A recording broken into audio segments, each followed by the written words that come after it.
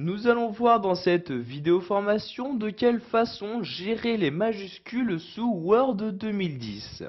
Donc, vous voyez ici que je suis devant un texte de Gustave Flaubert et si je souhaite modifier gérer les majuscules, je vais me rendre en haut dans le menu Accueil et cliquer ici sur ce bouton là. Donc, vous voyez ici les différentes gestions de majuscules possibles. Donc, par exemple, si pour un texte vous n'avez pas mis de majuscules en chaque début de phrase, vous pouvez le faire automatiquement en cliquant sur ce bouton-là.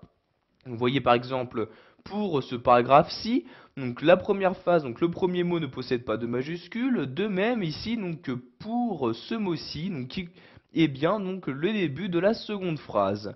Je vais donc ici sélectionner le paragraphe en question, puis je vais me rendre en haut et cliquer sur le bouton majuscule et cliquer ici sur majuscule en début de phrase. Et automatiquement, à chaque début de phrase, le premier mot possédera donc une majuscule. Vous voyez ici pour ce mot-ci, de même pour celui-ci. Il est aussi par exemple possible de mettre une sélection soit en majuscule soit en minuscule. Donc par exemple ici je sélectionne le groupe de mots Gustave Flaubert, ensuite je me rends dans cette partie là, je clique ici sur ce bouton là et si je souhaite par exemple mettre ce groupe de mots tout en majuscule, je clique ici sur majuscule comme ceci. Et automatiquement, comme vous pouvez le voir, maintenant le groupe de mots Gustave Flaubert est écrit en majuscule. Je peux également faire l'inverse, donc remettre celui-ci en minuscule en cliquant sur ce bouton-là et en sélectionnant ici minuscule. Je peux également demander à ce que la première lettre de chacun des mots sélectionnés se trouve être en majuscule. Donc ici, ce qui est très pratique pour les noms propres. Donc je clique ici sur première lettre des mots en majuscule et voyez ici le G et le F de Gustave Flaubert sont maintenant en majuscule. Vous avez également la possibilité d'inverser la case, c'est-à-dire les lettres en majuscule se trouveront en majuscule et vice-versa.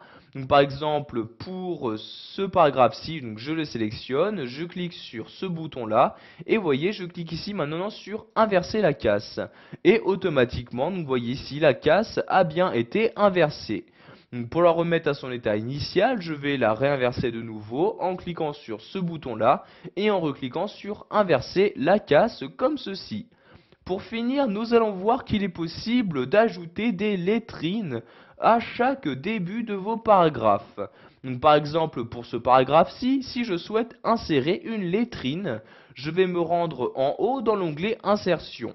Je clique donc ici sur Insertion pour ouvrir l'onglet correspondant et je vais me rendre dans la partie texte de l'onglet. Donc ici, je vais cliquer sur lettrine comme ceci.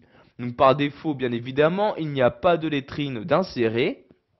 Pour en insérer une, vous devez choisir à quel endroit l'insérer. Donc soit directement dans le texte, donc voyez, vous laissez votre curseur et vous avez donc l'aperçu qui apparaît. Mais vous pouvez également mettre la lettrine directement dans la marge. Vous voyez ici en cliquant sur marge et la lettrine apparaît maintenant dans la marge. Donc ici je vais par exemple la mettre dans la marge, je clique donc ici sur dans la marge comme ceci. Donc nous allons également insérer une lettrine pour ce troisième paragraphe que je sélectionne de cette manière. Je retourne ensuite dans lettrine comme ceci et cette fois-ci par exemple pour celle-ci je vais mettre la lettrine dans le texte. Je clique donc ici sur dans le texte comme ceci. Nous allons maintenant voir qu'il est possible de configurer cette lettrine. Donc je retourne ici sur lettrine et je vais ici en bas sur options de lettrine. Donc ici je sélectionne bien ici dans le texte, je peux par exemple choisir quelle police utiliser pour cette lettrine-ci en cliquant sur la flèche. Dans le menu qui apparaît, il me suffit juste de sélectionner la police que je souhaite utiliser. Donc vous voyez ici, je remonte et j'ai donc accès aux différentes polices disponibles. Donc je vais par exemple ici utiliser la police Courrier New comme ceci. Vous pouvez également définir la hauteur que vous souhaitez attribuer à la lettrine, donc hauteur qui est en ligne. Donc par défaut la hauteur est de 3 lignes, comme vous pouvez le voir ici la lettrine est bien sûr 3 lignes. Nous allons augmenter cette valeur en cliquant ici sur la flèche du haut, nous allons mettre une hauteur de 4 lignes. Il est également possible d'attribuer une distance entre cette lettrine et le reste du texte, donc distance que vous augmentez en cliquant sur la flèche du haut et que vous diminuez en cliquant sur la flèche du bas. Donc je vais par exemple mettre une distance de 0,5 cm comme ceci. Donc pour appliquer vos changements, vous cliquez ici sur OK et voyez donc toutes les modifications ont été apportées.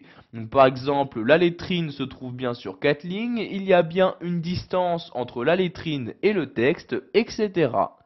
Donc pour supprimer une lettrine, vous vous rendez sur le paragraphe en question, vous cliquez sur lettrine et vous sélectionnez aucun comme ceci et voyez la lettrine n'apparaît plus donc dans le paragraphe sélectionné. Voilà, vous savez maintenant comment gérer les majuscules sous Word 2010. Vous savez par exemple maintenant comment inverser la casse d'un texte et également comment insérer des lettrines.